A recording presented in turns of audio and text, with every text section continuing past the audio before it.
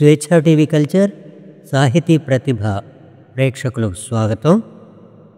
ప్రస్తుత కార్యక్రమం జీవనాడి 77లో మరో ప్రసిద్ధ కవి హనీఫ్ రచించిన ఇక ఊరు నిదురపోదు అనే కవితా సంపుటిని ప్రసారం చేయబోతున్నాం.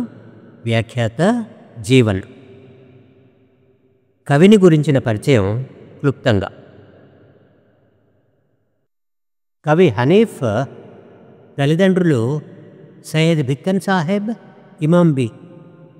ఈయన జన్మస్థలం చండ్రుగొండ మండలం తిప్పనపల్లి అనే గ్రామం. ఇది భద్రాద్రి కొత్తగూడెం జిల్లాలోనిది.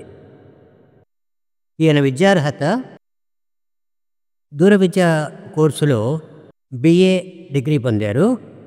చిన్ననాటి నుండే వామపక్ష భావాలకు ఆకర్షితుడై ఆ సాహిత్యం వైపు అడుగులు వేస్తూ పోయాడు. తొలుత ఈయనను శ్రీశ్రీ మహాప్రస్థాన గీతాలు ఆకర్షించే. అటు తరువాత ఆయా ప్రాంతాల్లో ఉన్నటువంటి అనేక పరిస్థితులు అతన్ని రచయితగాను కవిగాను తీర్చిదిద్దాయి. ఈయన రచనా వ్యాసంగం 1980లో ప్రారంభమైంది అని చెప్పవచ్చు. తొలి దశలో విప్లవ రచయితల సంఘంలోనూ, అటు తర్వాత ప్రజా రచయితల సమాఖ్యలోనూ సభ్యునిగా తన సాహితీ కృషి కొనసాగించారు. తన కుటుంబపు ఆర్థిక వెనుకబాటుతనం కవిత్వంలో చెప్పటానికి బాగా ఉపయోగపడింది. ఆనాటి గ్రామ ప్రాంతాల్లోని నిర్బంధ వాతావరణం కూడా అతని కవిత్వానికి నేపథ్యంగా పనిచేసింది. ఆ రోజుల్లో ఉమ్మడి ఆంధ్రప్రదేశ్ రాష్ట్రంలో గ్రామీణ ప్రాంతాల్లో అమలైన నిర్బంధం అతని చేత 100 ఏళ్లు వెంటాడే జ్ఞాపకం అనే కవితను రాయించింది. దీనితో పాటు తెలంగాణ ప్రాంతంలోని కరువు కాటకాలు, నిర్బంధ పరిస్థితులు అతని కవిత్వ ప్రధాన వస్తువులుగా మారాయి. 1990లో అద్వానీ ప్రారంభించిన రామజన్మభూమి రథయాత్రలో రాజకీయ వాతావరణం అంతా విద్వేషపూరితంగా మారటం, దానితో పాటు దేశంలో అనేక రాజకీయ సమీకరణాలు ప్రారంభమవుతున్న తొలి దశలోనే ముస్లిం అస్తిత్వ ఆలోచనలతో అతను చెమట చుక్కల్ని చీల్చకండి అంటూ ఆంధ్రభూమి సాహితీ పేజీలో కవిత్వం వెలువరించారు.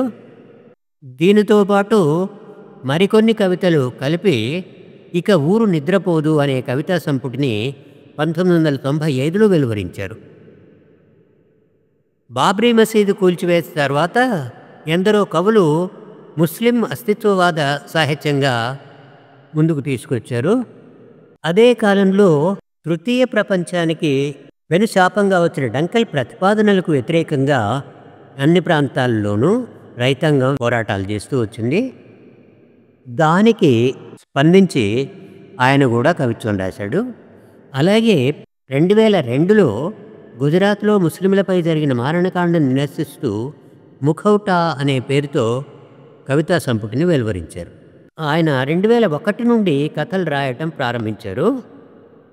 1990లో సింగరేణి బొగ్గు గనుల్లో ఉద్యోగిగా ప్రవేశించి 26 సంవత్సరాల పాటు ఉద్యోగం చేశారు. దానితో ఆయనకున్న కార్మిక వర్గ అనుబంధంతో అనేక కథలు వచ్చాయి. అట్లా వచ్చిన ఒక ప్రముఖమైన కథ డిపెండెంట్. దీనిని కేంద్ర సాహిత్య అకాడమీ అవార్డు గ్రహీత శ్రీమతి ఆర్ శాంతాసుందరి గారు హిందీ భాషలోకి అనువాదం చేసి హిందీ జర్నల్లో ప్రచురింపజేశారు. ఇది పడమటి నీడ కథా సంపుటిలో చోటు చేసుకుంది. సింగరేణి బొగ్గు గనుల్లో కార్మికుల శ్రమని ఎంత హీనంగా హేళనగా చూసే స్థితి ఉందో అతని కథల్లో మనకు కనిపిస్తుంది. అలాగే మైనార్టీ వర్గపు ఆహారపు అలవాట్లు, వేషధారణ, వీటి పట్ల ప్రజల్లో పరస్పర ద్వేషం పెరిగే విధంగా ప్రచారం సాగుతున్నటువంటి విధానాన్ని ఆయన తన కథల్లో ఎండగట్టాడు. అట్లా వచ్చినటువంటిదే ఇప్పుడే వస్తా అనే కథల సంపుటి. ఇది 2022లో ప్రచురితమైంది. ఈయనకు వచ్చిన అవార్డులు 1988లో ఒక కవితకు ఏజీ ఆఫీస్ వారు రంజనీ కుందుర్తి అవార్డుని ప్రకటించారు. 2011లో ఒక కథకు మంజీరా రచయితల సంఘం వారు గొట్టికోట ఆళ్వార్ స్వామి అవార్డును ప్రకటించారు. 2022లో వచ్చిన నాది దుఃఖం వీడని దేశం కవితా సంపుటికి తెలంగాణ సారస్వత పరిషత్ వారు 2023లో ఉత్తమ కవితా సంపుటి అవార్డు ప్రకటించారు. 2025లో సురవరం ప్రతాపరెడ్డి తెలుగు యూనివర్సిటీ వారు 2023వ సంవత్సరపు కవితా విభాగంలో కీర్తి పురస్కారం బహూకరించారు. కవిగా హనీఫ్ నిలదొక్కుని తన సొంత గొంతుకను వినిపించిన కాలంలో వచ్చినవే ఇక ఊరు నిద్రపోదూరు అనే కవితలన్నీ. మొత్తం 40 లోపు కవితలతోనే ఈ కవితా సంపుటి వెలువడినప్పటికీ సంక్షిప్త వర్తమానాన్ని కవితా వస్తువు చేసుకున్నాడు కవి. ఇందులోని కవితలన్నీ 1985-95 మధ్యకాలంలో వచ్చినవే. దాదాపు ఆ దశాబ్దిలోనే భారతదేశం, ప్రత్యేకించి తెలంగాణ సమాజం అనేక సంఘటనలతో అట్టుడికింది. అందువలన ఈ సంపుటిలోని విస్తృతి మనకు బహుళంగా కనిపిస్తుంది. సమాజంలో కుళ్ళు పేరుకుపోయిన అంటరానితనం నుండి మత విద్వేషాలు రగిల్చే స్వార్థపర శక్తుల దాకా మనకు ఇందులో కవితా వస్తువులుగానే దర్శనమిస్తాయి. తెలంగాణ నుండి కశ్మీర్ దాకా అమలవుతున్న రాజ్యహింస రూపాలన్నీ ఇందులో మనకు దర్శనమిస్తాయి. ఇక ఒకసారి హనీఫ్ కవిత్వాన్ని పరిశీలిద్దాం. ముందుగా మొదటి కవితనే పరిశీలించండి. కవితా శీర్షిక ఈ నీళ్ల రంగు చెప్పవు. నీళ్లకు ఎన్ని రంగులుంటాయనుకోలేదు, వాడవాడ బావుల నీళ్లకు జాతులుంటాయనుకోలేదు. నీళ్లని రాజకీయం ఆవహించినప్పుడు నీళ్ల చెలమ దుర్యోధనుడు దాక్కున్న మడుగవుతుందనుకోలేదు. నీళ్లు ఏకలవ్యుడి బొటనవేలు దానంగా అడుగుతాయనుకోలేదు. మత ప్రవక్తల సామ్యవాదులా ధ్వనిస్తాయనుకోలేదు. నీ పురిటివేలను తుడిచింది ఏ మతం నీళ్లు? ఎవరి కన్నీళ్లైనా దుఃఖాన్నే అనువదిస్తాయి. కోపంతో తొక్కినప్పుడు కాలికింది బురద నీళ్ళే కసిగా కంట్లోకి చిమ్ముతాయి. నీళ్లపై కన్నీళ్లపై అలా చౌకీదార్ చెరువుగట్టున మాగాణి మరుదల్లో మట్టిగా పహారా కాస్తుంటాడు. మట్టి మట్టిగా మనటం లేదు, పశుత్వం జాడల్ని మోస్తుందిప్పుడు. తొలకరి జల్లులు కురిసినప్పుడు వాకిట్లో వానగుంటల తీపి జ్ఞాపకాలు తడి శరీరంపై చెల్లున వేలిన దెబ్బలు. పసితనం కోసం వెతుకులాట. అపరాత్ర బస్సు దిగి కట్టమించి వెతుకుతూ వస్తూ ఉన్నప్పుడు భయమెందుకని ఆప్యాయంగా నీటి స్వరం స్పర్శిస్తుంది. వరినాట్లకు పోయి అమ్మ ఒంటి నిండా బురద పలుకొని వచ్చినప్పుడు గర్దించేవారెవరూ లేరని బురదల్లో ఆడుకొని వచ్చిందనుకునేవాణ్ణి. పైరుని కన్నీళ్లతోనైనా పెంచే వారసత్వం దుఃఖం నెర్రబారిన నేలలా చీలిపోయి దిగులుపడి దీనంగా పశువుల్లా మౌనం వహించే పేదరికం.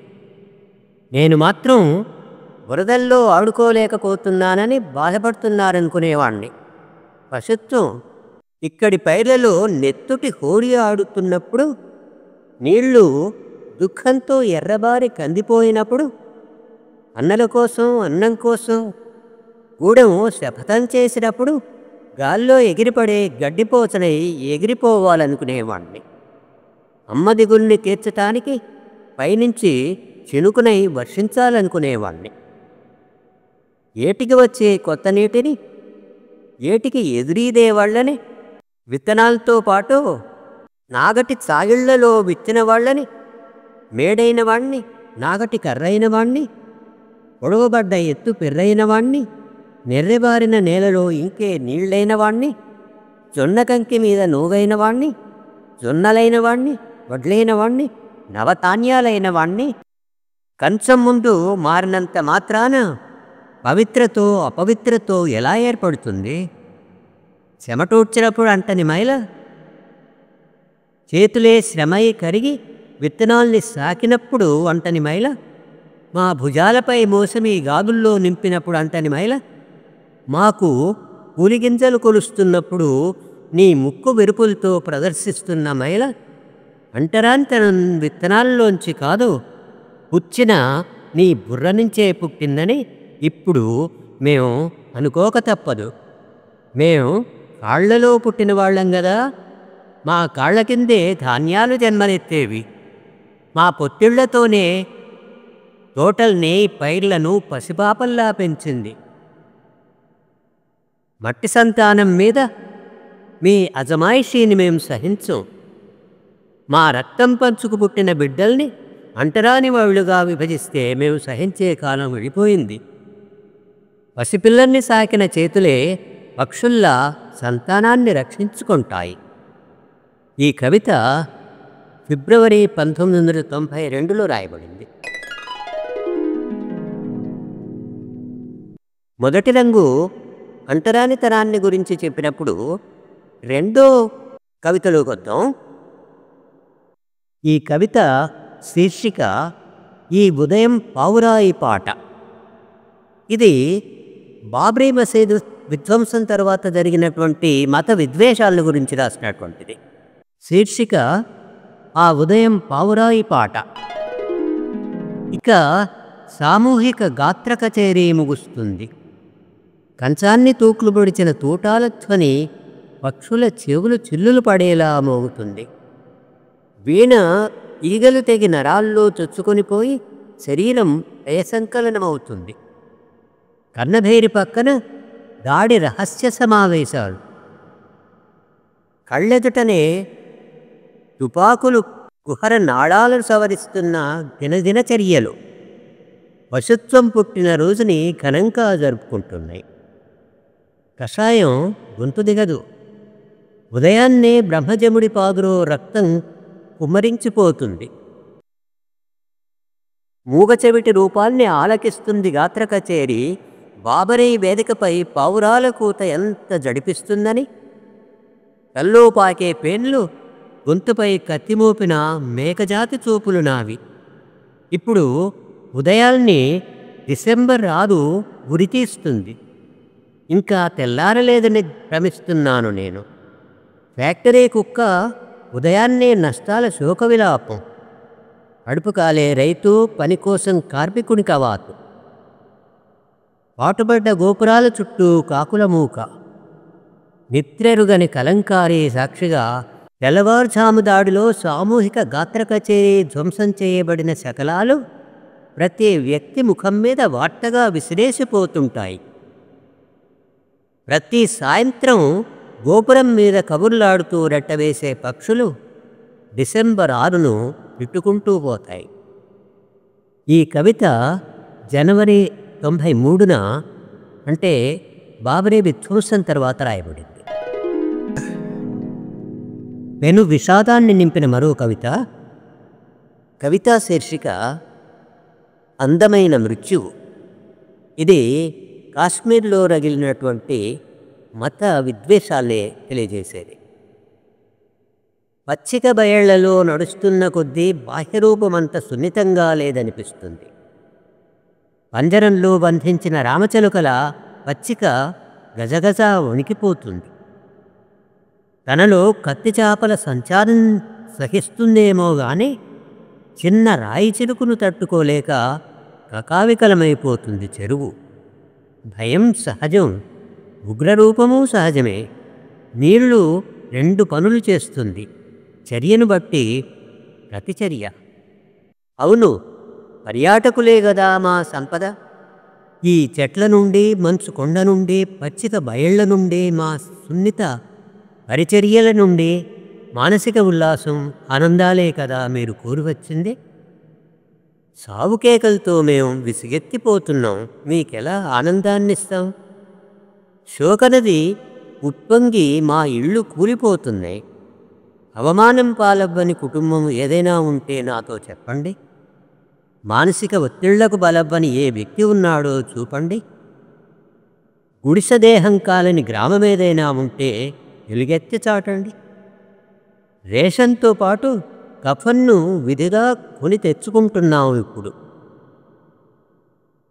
ప్రశాంతత, పౌరజీవనం ఉంటే ఏమిటి? కుండని బద్దలు కొట్టినా శబ్దించకపోవటమా? గొంతు తెగుతున్నా కాళ్లతోనైనా ప్రతిఘటించని పశువేదైనా ఉంటుందేమో చూడండి. అన్నం లాక్కొని నోట్లో దుమ్ము కొడుతున్నారు. చంపడమే కాదు, చిదుగు పేపర్లో కశ్మీర్ అన్న పదం ఎక్కడైనా కనిపిస్తే మా వీధిన కేకలు పెడుతూ చిన్నపిల్లల నిద్రలు పాడు చేసే ఐస్ డబ్బా వాడు గుర్తుకు వస్తాడు.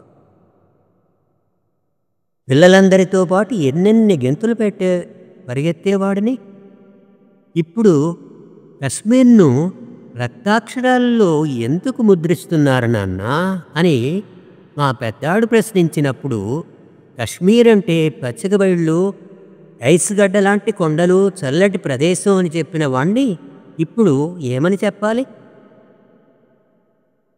ఇక్కడ గొర్రెల కాపరి పాలుమాని రక్తం రుచిమరిగాడని చెప్పాలా?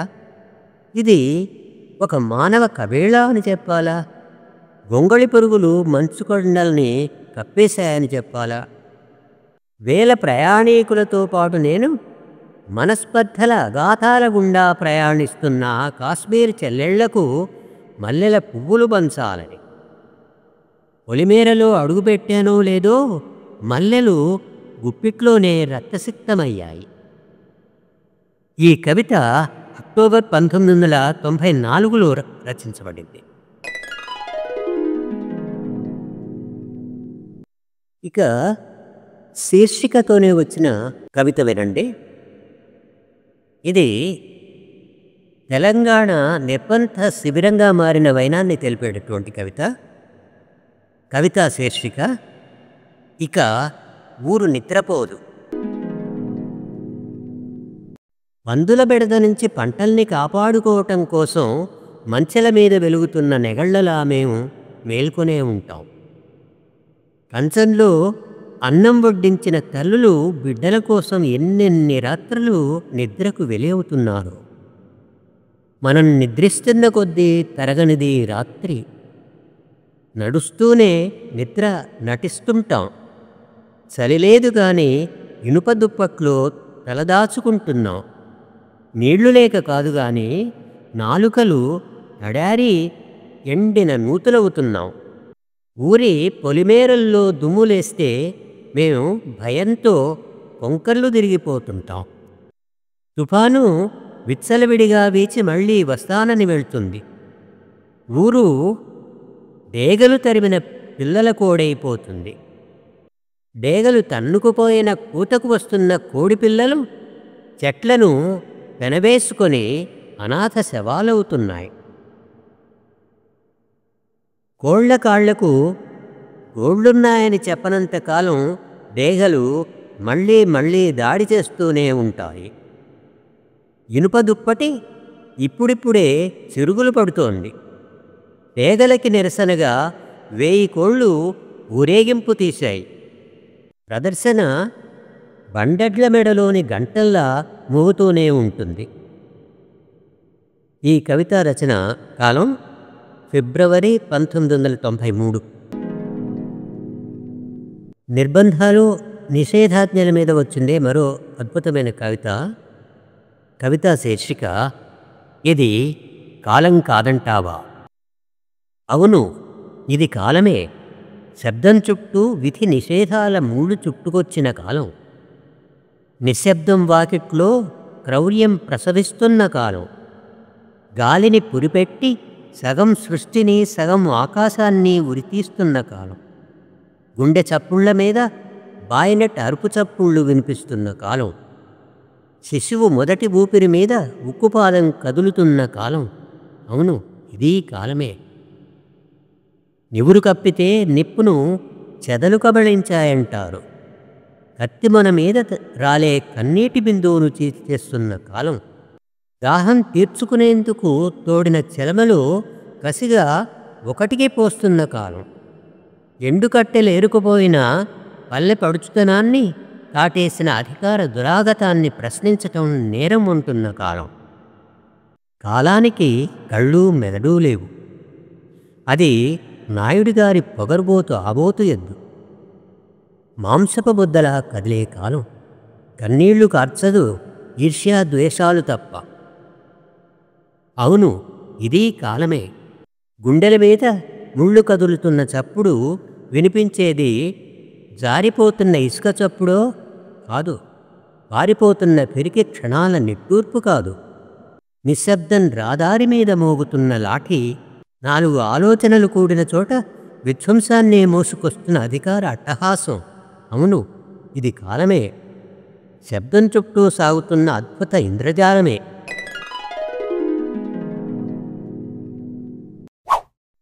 మరో అద్భుతమైన కవిత ఇది. ముస్లిం పర్సనల్ లా మీద ఎక్కుబెట్టినటువంటి కవితాస్త్రం. కవితా శీర్షిక అక్కడి నెలవంక వెలుగివ్వదు.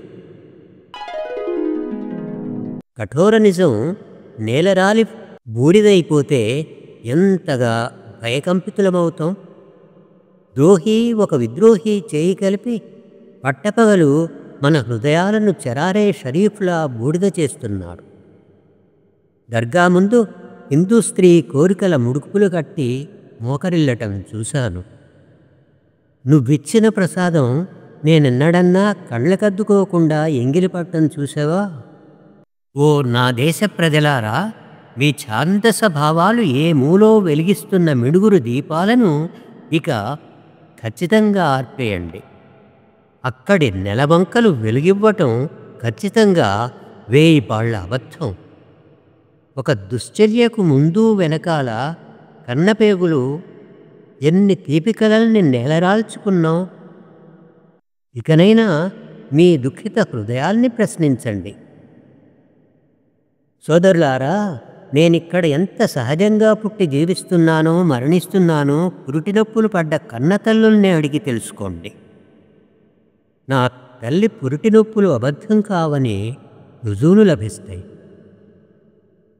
నా నెలవంక దారిని తుడిచేస్తాననుకోవటం ఈ మట్టిలో ప్రవహిస్తున్న నీటి జలను దారి మళ్ళిస్తాననటమే.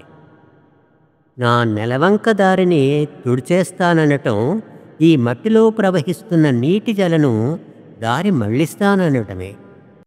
ఈ గడ్డమీదే పుట్టిన సొంత కాళ్లతోనే కొడుకులు కూతుళ్లకు నా స్వదేశీ నెలవంకను చూపిస్తాను. దారికడ్డంగా గోడని కట్టాలనే ఏ ఒక్కరికి పర్సనల్ లా అంటూ ఏదీ లేదు.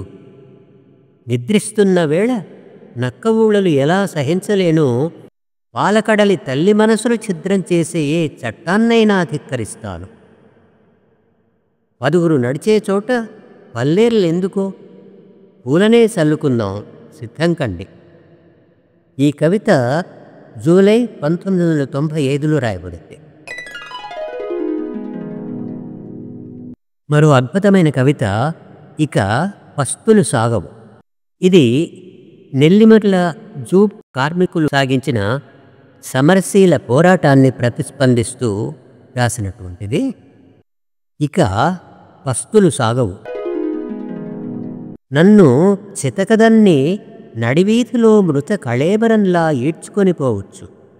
బలహీనున్ననే పూచిక పుల్లలా విరిచేస్తాననే నీ హుంకరింపులకు ఉద్యమ ముఖచిత్రం బెదిరిపోదు. తల పగిలి కాళ్ళు చేతులు విరిగి భూమిలో ఇంకే ప్రతి రక్తం చుక్క నేలతల్లి పొత్తిళ్లలో చరిత్ర సాక్ష్యంగా నిలుస్తుంది. కాకిన డప్పుల్లా పిల్లల డొక్కలు ఆకలితో ఖణేల్మంటున్న శబ్దం ఏ తల్లైనా ఎంతకాలం భరిస్తుంది? ఇంట్లో పస్తులు ఊరేగుతుంటే తండ్రి గోడకు దిగ్గొట్టిన మేకుల మిన్నకుండలేడు గదా. గోగు జనపనారల్లో కాదు, మా నరాల్ని పురికొసల్లా దబ్బణాల్లో బుచ్చి గోనె సంచులు కుట్టిన వాళ్ళం. మా కీళ్లను అరగదీసి జూట్మిల్లును నడిపించిన వాళ్ళం. ఎన్నో అవయవాల్ని పోగొట్టుకుని అవిటివాళ్లం అయింది మేమే. ఇక మళ్ళీ మేము మోసపోదలుచుకోలేదు. వస్తులతో కడదేరిపోయే మా జీవితాల్ని చూస్తూ వదులుకోలేం.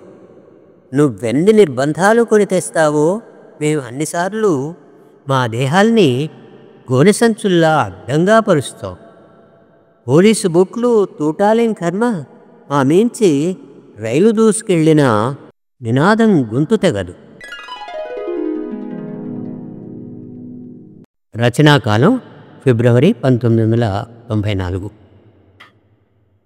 ఆ దశాబ్దిలోనే తృతీయ ప్రపంచ దేశాలకు ఉరితాడులా పరిణమించిన డంకెల్ ప్రతిపాదనలను గురించి వచ్చినటువంటి కవితా శీర్షిక పల్లెకో ఉత్తరం. వర్షాలు కురుస్తున్నాయి, ఈ ఏడు ఏం చేస్తావో ఏమో. గతకాలపు చేదు ఖడియలు విక్రిస్తున్నాయి, కాలభైరవుడి వికృత చేష్టలు భయపెడుతున్నాయి. జాగ్రత్త సుమా. కయ్యలు పల్లేర్లు గుచ్చుకొని వ్రణాలవుతాయి. పైర్లకు సోకే చీడల్ని గురించే గాని నీ గురించి నువ్వు పట్టించుకోవు గదా. నీ ముత్తాత నీ తాతనో తండ్రినో తాకట్టు పెట్టినట్టు చారెడు నేలనో నీ రెక్కలనో కుదవబెడతావు. పల్లెలో నాకున్న దిక్కల్లా నెర్రెబారిన చారెడు నేల, చిక్కిపోయిన జత ఎడ్లు, వాడిపోయిన పైరులాంటి నువ్వే గదా. వర్షాలు కురుస్తున్నాయి, ఏం చేస్తావో ఏమో. కందిచేలు ఏపుగా ఎదిగితే వాటిల్లోకి తరచుగా పోబోకు.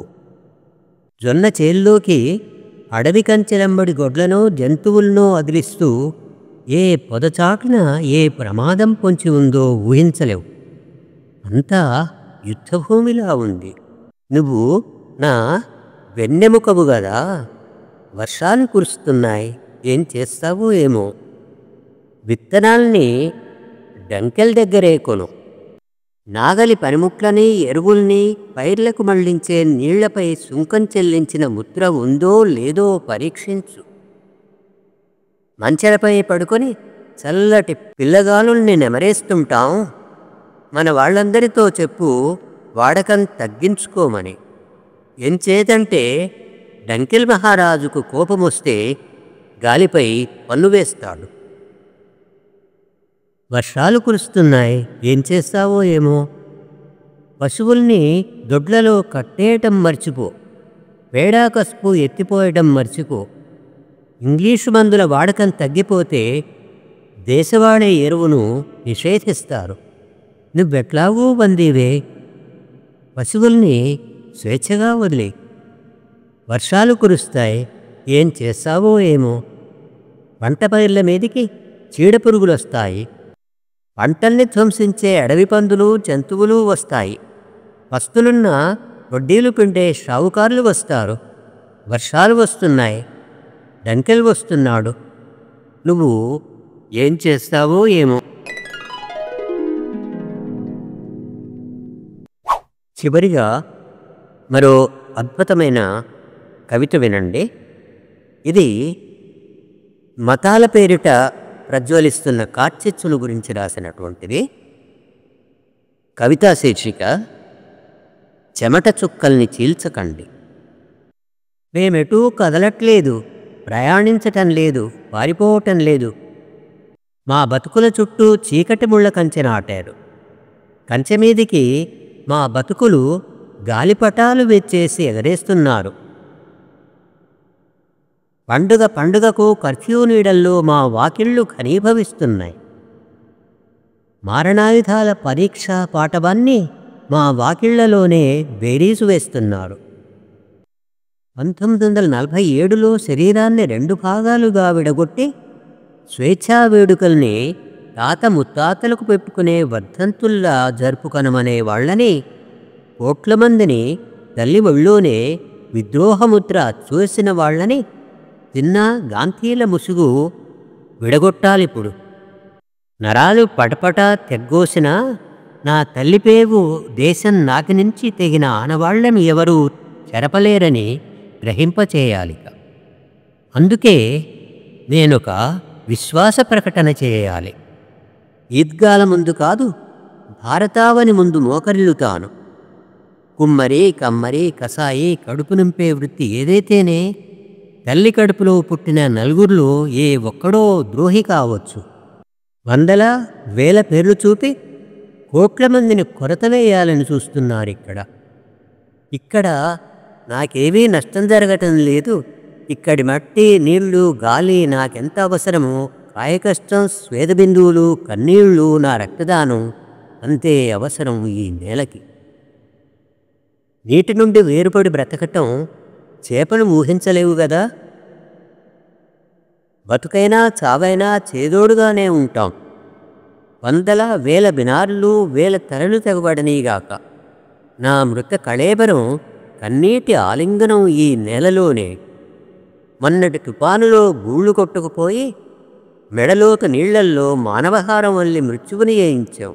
నాకిప్పటికీ గుర్తుంది, జలియన్వాలా బాగులో ఓటెత్తిన మన నెత్తురు కలిసే ప్రవహించింది.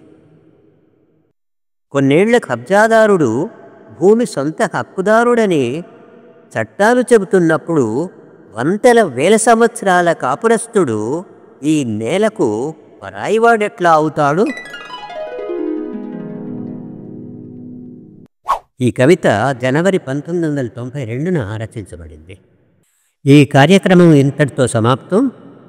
వచ్చేవారం జీవనాడి 78లో మరో అరుదైన కథ వినిపించబోతున్నాం. అంతవరకు సెలవు. మీ జీవన్. స్వేచ్ఛా టీవీ కల్చర్ ఛానల్లోని మా కార్యక్రమాలను లైక్ చేయండి, మీ మిత్రులకు షేర్ చేయండి, మీ అభిప్రాయం కామెంట్ రూపంలో మాతో పంచుకోండి. స్వేచ్ఛా టీవీ కల్చర్ సబ్స్క్రైబ్ చేయటం మరవకండి.